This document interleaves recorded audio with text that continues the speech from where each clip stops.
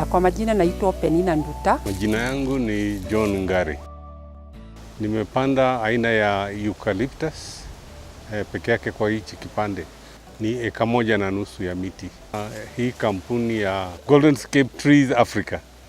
Nilipowa contact, tulielewana waje kwa shamba, waje wafanye evaluation ya ile miti iko shambani, iko mature ambao wanaweza kununua.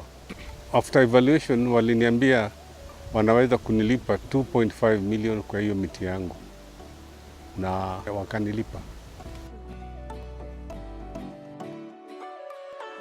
Niko na furaha tele kabisa.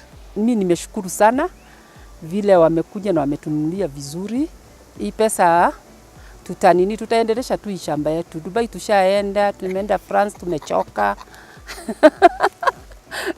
Sasa tutakuwa tu kwa shamba. Tukienda labda SGR, tuende tukatembee.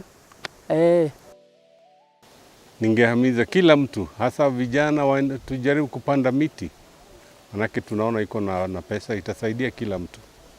Niko na shamba ambao nitaongeza miti mingi kama eka zingine kama 8. Pole pole tu lakini ndio niwe na miti mingi. Ndio katika uzee wangu kamili basi nitakuwa na kara mstarehe.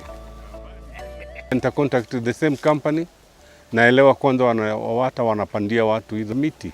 Tutaendelea na kupanda miti na pia nitaimisha kina mama.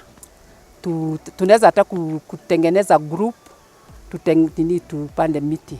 Na pia hata hii kitoka bado tutapanda. Unaona shamba ni kubwa mpaka huko chini. Tutapanda miti. Goldenscape Trees Africa. Nilikuwa ninaona ni zile za uongo, lakini sasa nimeamini ni ya ukweli. Nimeshukuru sana mimi na mzee wangu.